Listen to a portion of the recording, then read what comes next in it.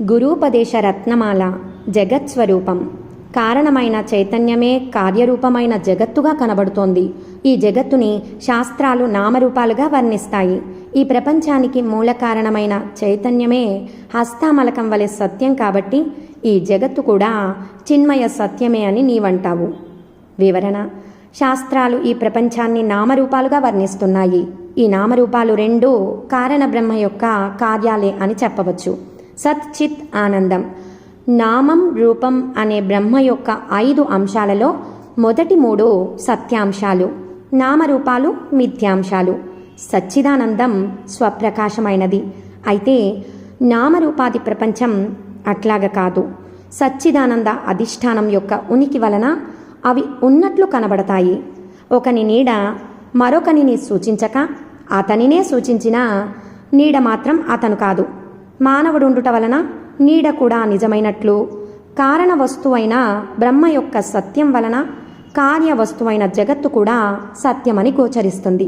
కనుక నామరూపాలని త్రోసిపుచ్చి ప్రపంచపు సత్యాంశాన్ని బట్టి ఈ ప్రపంచము సత్యమనిపిస్తుంది. నిరంతరం ప్రకాశించే ఆత్మదృష్ట్యా ముల్లోకాలని సప్తలోకాలని చెప్పబడేటువంటి ఈ లోకాలన్నీ గోచరించడం వలన అవి నిజమే. కానీ నామరూప ప్రపంచ దృష్ట్యా చూస్తే కారణ వస్తువైన సత్యాత్మ వస్తువు కూడా శూన్యంగానే కనబడుతుంది. తాను చూసే జగత్తు నిజమని ఆనందించు అజ్ఞానులకు ఈ ప్రపంచం ఈశ్వరుని సృష్టి అని శాస్త్రాలు చెప్పవలసి వచ్చింది. అయితే బంధహేతువు మోహపూరితమైన ఈ దృశ్యమాన జగత్తు జ్ఞానులకు మాత్రం మనఃకల్పిత దృశ్యంగానే కనబడతాయి. ఇంద్రియ జ్ఞానరూపంగా గోచరమవుతున్న ఈ అల్ప నామరూప జగదృశ్యాలన్నీ ఆ సచ్చిదానంద ఆత్మస్వరూపంలో ఉద్భవించినట్లు గోచరించే మనోవ్యాపార మాత్రములే అని గ్రహించు.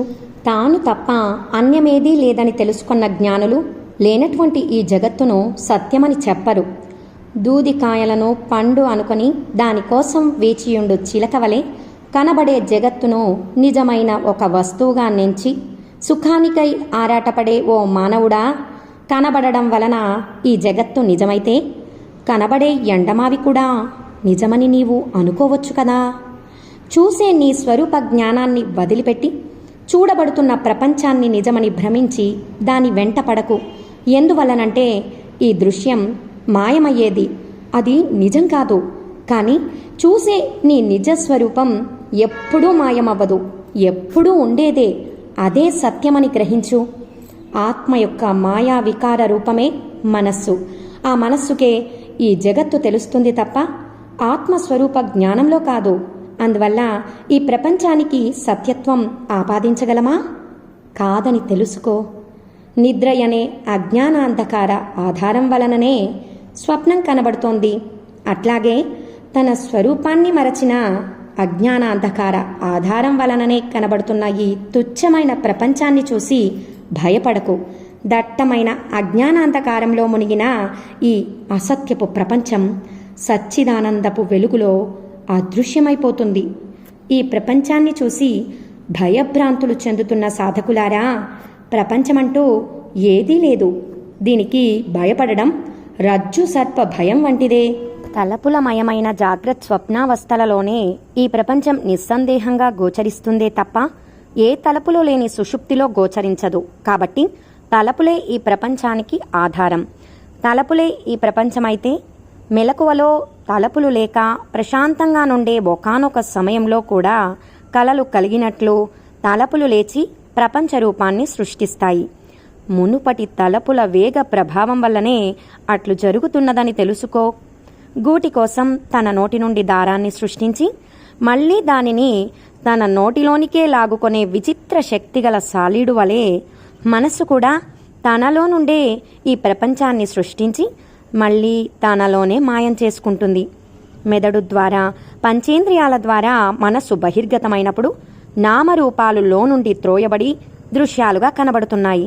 అట్లాగే మనస్సు అంతర్ముఖమై హృదయంలో నెలకొని ఉన్నప్పుడు ఆ జగత్తు తిరిగి లోనికి ప్రవేశించి హృదయంలో విలీనమవుతున్నది.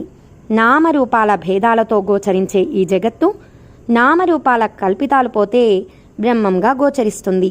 మూర్ఖుడైన మనిషి బ్రహ్మమును నామరూప కల్పనలతో కప్పి తర్వాత దానిని ప్రపంచంగా చూసి వ్యామోహంలో పడుతున్నాడు. నామరూప మాత్రంగా గోచరించే ఈ ప్రపంచాన్ని అహంకారం సత్యంగా చూపిస్తోంది. దానిపై వ్యామోహాన్ని కల్పించి తన్ను తాను మోహపాశానికి బద్దమొనరించుకుంటున్న ఒక మహామాయ. తలపులలో గోచరించు ద్వంద్వాలు, త్రిపుటితో కూడిన ఈ ప్రపంచమనే వ్యవహారం ఆత్మ దృష్టిలో లేనివి. ఉప్పు మూటను కాల్చి తిప్పితే చీకటిలో కనిపించే నిప్పురవ్వల వలయంలాగా కల్పితమైనవి. అది మనస్సు యొక్క అజ్ఞాన చక్ర భ్రమణమే అని తెలుసుకో. జ్ఞానుల బోధనలను గ్రహించలేని లౌకిక బుద్ధి కలవాడా, దృష్టిలోపం వల్ల ఉబ్బినట్లు గోచరిస్తున్న ఈ ప్రపంచాన్ని కనుక పరిశీలిస్తే అది నీ వాసనల ప్రభావం వలన కలిగిన అసత్య దృశ్యమే తప్ప మరేదీ కాదు అని తెలుస్తుంది. కామెర్ల కళ్ళకు అంతా పచ్చగా కనబడుతున్నట్లు కనిపించే ఈ జగత్తంతా అహంకారమయమైన కామ క్రోధాది వాసనలతో నిండిన మనోమయ దృశ్యమే. కానీ నిజానికి అది నిత్యముండే పూర్ణ జ్ఞానమే. వెలుతురులో పసుపు రంగు వెలిసిపోతుంది. అలాగే ఈ నామరూప ప్రపంచ దృశ్యమంతా జ్ఞానమనే వెలుతురులో మాయమగుట చేత ఈ ప్రపంచం జ్ఞాన సూర్యుడైన పరాత్పరుని సృష్టి కాదు. ఈ ప్రపంచం నెమలి పింఛంలోని రంగుల చిత్రం వలెను, మనోదర్పణంపై కనిపించే ఒక మానిని ప్రతిబింబం వలెను అసత్య రూపం. ఆత్మస్వరూపానుభవ జ్ఞానంలో కనిపించే ఈ ప్రపంచ దృశ్యం ఆకాశంలోని దట్టమైన నీలిరంగు వంటిది. దేహమే నేను అనే అహంకార మోహంతో చూచే ఈ జగత్తంతా కేవలం కల్పితమని గ్రహించు. ఒక్క జ్ఞానులను తప్ప ఎంతటి వారినైనా వంచగల ఈ మాయా ప్రపంచం ఎలాగ జనించింది? ఆత్మస్వరూపమైన తన్ను తాను పట్టి నిలబడక దాని నుండి జారిపడినందువల్లనే ఈ ప్రపంచం గోచరిస్తుందే తప్ప మరే విధంగానూ కాదు. ఇష్టానిష్టాల ఆధారంగా నడుస్తున్న జీవితమనే ఈ వ్యామోహం నిద్రలో నిజమైనదిగా కనబడి మెలకువ రాగానే అది అసత్యమైపోవడానికి కలిగిన ఒక నిరుపయోగమైన కళ. తన ఆత్మస్వరూపంలో చిత్తం కరిగి రూపం నశిస్తే ఇచ్చయ అనే పలు రకాల శక్తులు అనగా ఇచ్ఛాశక్తి, జ్ఞానశక్తి, క్రియాశక్తులు కూడా తన జ్ఞానస్వరూపంలో అసత్య కల్పితములుగా గోచరించినవే అని తప్పుకొంటాయి. పరాశక్తి యొక్క లీలా విలాసాలే త్రిపుటి రూపంలో కనబడుతున్న ఈ ప్రపంచ దృశ్యాలన్నీ ఈశ్వరుడు అధిష్టానంగా గల తెరవలె ఉండి దానిపై కనిపించే దృశ్యాలే అవి అని గ్రహించు. తాడులో పాము, మోడులో దొంగ, భ్రాంతి కలిగించే ఎండమావి ఎట్లు అసత్యమో అలాగే ఉన్నట్లు గోచరించే ఈ జగత్తు కూడా అసత్యమే. బంగారం ఆధారంగా గలవే అయినా వివిధంగా కనిపించే సకలాభరణాల వలె తానే మూలమైన తనకు కనబడుతున్న ఈ చరాచర నామరూపమయ ప్రపంచమంతా తనకంటే భిన్నమైందా? ఎందువల్లనంటే చూడబడే అన్ని రకాల ఆభరణాలు కూడా బంగారం యొక్క నైజమే కదా. ప్రపంచం కనబడుతున్నప్పుడు ఆత్మస్వరూపం అదృశ్యమవుతోంది. ఆత్మస్వరూపం గోచరిస్తున్నప్పుడు ప్రపంచము అదృశ్యమవుతుంది. అంతేకాని రెండూ ఒకేసారి కనబడటం లేదు. రాతితో చేసిన కుక్క ప్రతిమలో ఆ రాతిని చూస్తే కుక్క కనబడదు, కుక్కని చూస్తే రాయి కనబడదు. అనగా రెండు ఒకేసారి కనబడవు. ఆత్మ గోచరించకుండా దాచే ఈ ప్రపంచం ఒక కళ వంటిది. కనిపించే ఈ ప్రపంచం ఆత్మస్వరూప దర్శనం చేత వశమై అందులో కరిగిపోతే అది ఆత్మస్వరూపంగానే ప్రకాశిస్తుంది. నిజమని ఒప్పించి మన బుద్ధిని భ్రమింపచేసే ఈ మాయా ప్రపంచమంతా సద్వస్తువైన ఆత్మ కంటే వేరు కాదు. ఎల్లప్పుడూ ఆత్మే ఆధారంగా గల శక్తి స్వరూపము.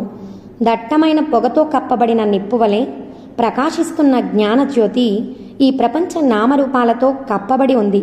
దాని అనుగ్రహం చేత నామరూప అస్పష్టత పోయి జ్ఞానం తేటతెల్లమైతే ఈ ప్రపంచపు నిజస్వరూపం జ్యోతి వలె ప్రకాశిస్తుంది. ఆత్మజ్ఞానంలో నుండే జ్ఞానులకు ఈ ప్రపంచమంతా తమ ఆత్మస్వరూపమే. జ్ఞానులు ప్రపంచాన్ని సత్యమని చెప్పే మాటలలోని నిజాన్ని అజ్ఞానులు ఎట్లు గ్రహించగలరు?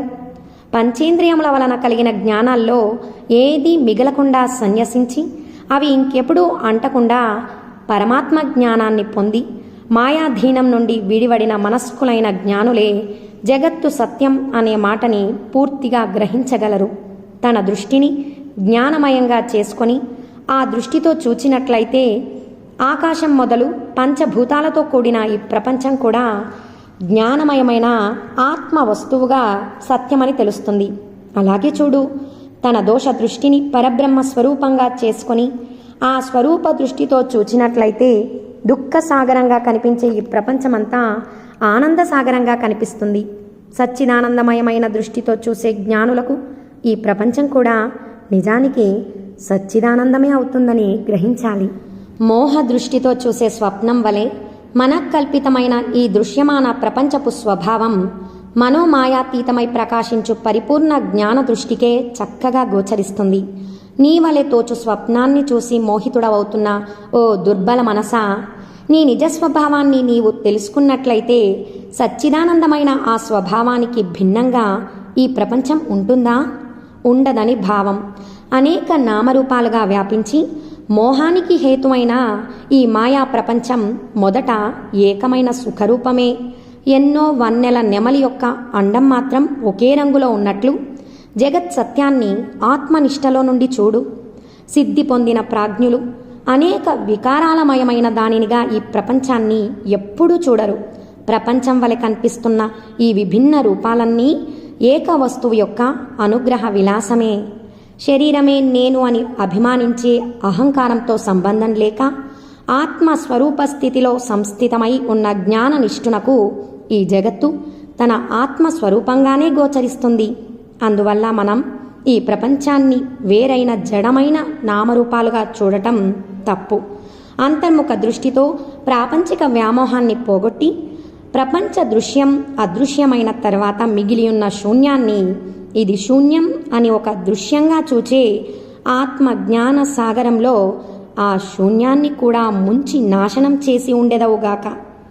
ఏ జ్ఞానరూపంగా ఈ జగత్తంతా ప్రకాశిస్తోందో ఆ సచ్చిత్ స్వరూపంగా హృదయంలో నీవు ఉండగలిగినట్లయితే భయభ్రాంతులను కలిగించే ఈ అసత్యపు ద్వైతం పోయి ఆత్మస్వరూపంలో ఈ జగత్తు ఏకమై గోచరిస్తుంది. ఇంద్రియ వ్యాపారాలమయమైన ఈ జగత్తుని పరమాత్మ జ్ఞాన స్వరూపంగా ఎవరు చూస్తున్నారో ఆ జ్ఞాని ఆ ఆత్మస్వరూపాన్నే పంచేంద్రియాల చేత తెలుసుకొని అనుభవించునని తెలుసుకో. ఓం నమో భగవతే శ్రీరమణాయ.